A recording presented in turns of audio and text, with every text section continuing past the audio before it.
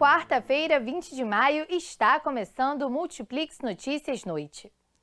Está previsto para o final de julho a conclusão da construção do segundo e terceiro pavimento do Hospital Municipal Raul Sertã. A obra faz parte do pacotão anunciado pelo prefeito de Nova Friburgo, Renato Bravo, em fevereiro do ano passado, com um investimento de R$ 4 milhões.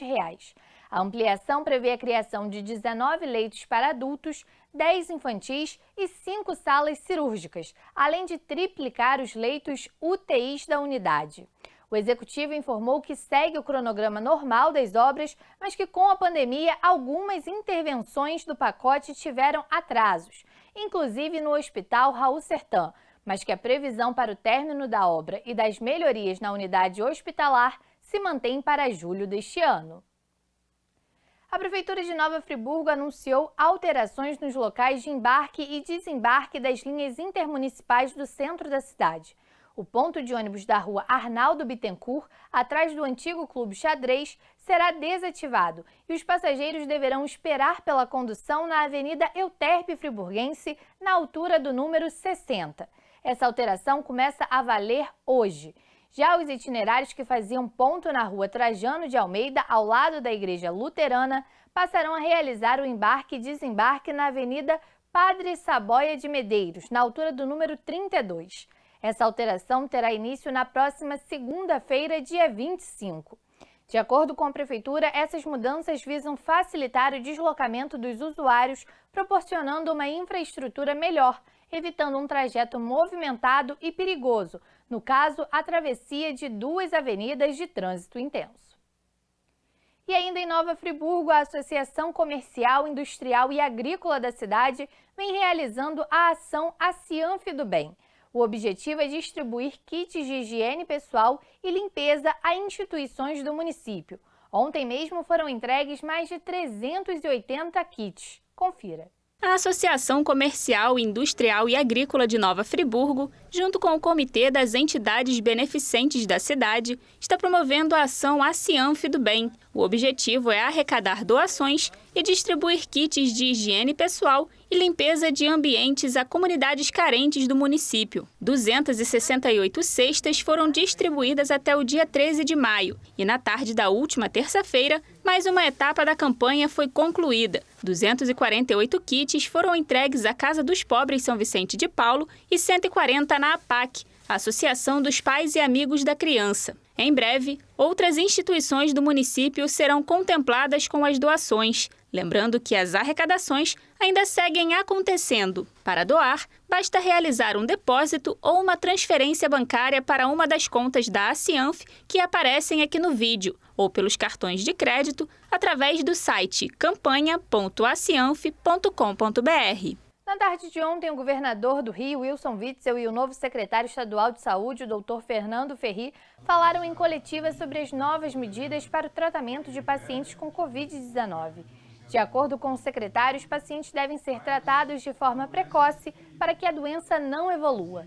Dessa forma, quando os pacientes entrarem na chamada fase 2 da doença, serão utilizados no tratamento anticoagulantes e corticoide. Segundo o médico, se o paciente for internado nesta fase com 25% do pulmão comprometido e for administrados esses 2 medicamentos, será possível evitar a evolução do quadro.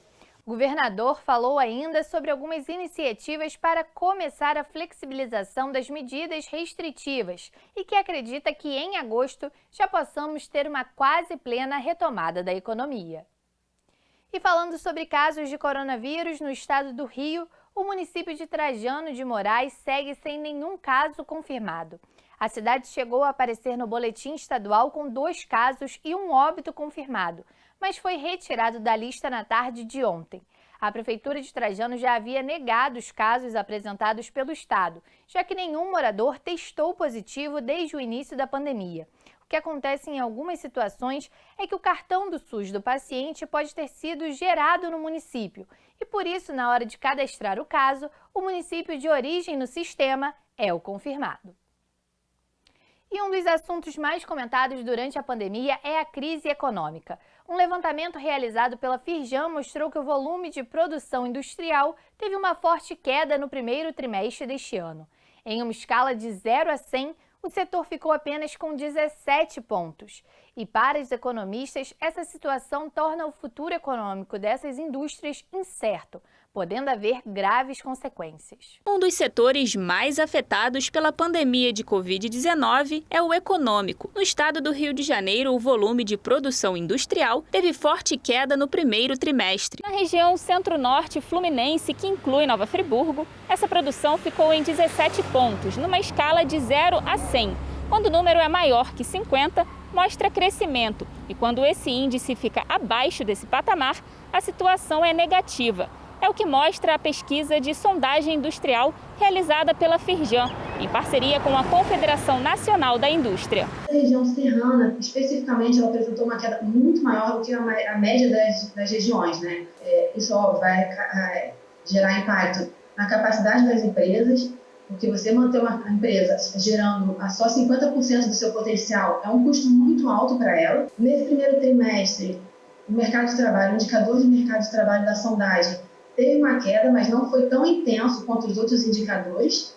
Mas a gente espera para o segundo trimestre agora, o indicador de mercado de trabalho apresentando uma queda ainda maior. A pesquisa ainda mostra que em todo o estado do Rio, as empresas sofrem grandes impactos. Em geral, os indicadores são preocupantes. Essa capacidade instalada que antigamente vinha em torno de 70%, hoje em algumas regiões chega a 50%. E aí gera uma capacidade ociosa muito grande. E, além disso, também o acesso ao crédito, que já era um indicador muito ruim antigamente, foi para um patamar ainda pior no primeiro trimestre do ano por conta dessa pandemia. Para a economista, o futuro econômico dessas indústrias é incerto. O tombo foi grande, está sendo grande, né? A recuperação vai ser lenta no longo prazo.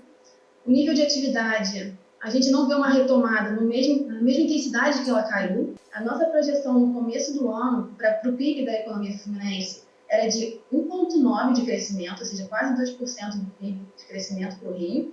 E agora a nossa projeção, que antes era de quase 2% para 2020, foi para uma queda de 4,2%. Para esse economista, a paralisação total de algumas empresas pode ter graves consequências. A paralisação econômica está trazendo uma série de outros problemas, como, por exemplo, o desemprego, que aumentou assustadoramente e tendência a aumentar mais ainda. Os empresários têm que estar atentos a isso, lembrar que mesmo deixando de pagar os impostos, vão ter que pagar isso uma hora, e isso vai sobrar tudo para o fim do ano, que é a época em que as empresas mais têm despesas, né? Porque nós temos aí, vai calhar junto com 13º salário. Por fim, o economista dá algumas dicas para que as empresas consigam se manter de pé. O momento é de tirar o pé do acelerador, estar atento a compras, tomar muito cuidado com o que comprar, estocar o mínimo possível, usar os argumentos também que nós temos hoje, as estratégias de redução de carga de trabalho com redução de salário, até mesmo a suspensão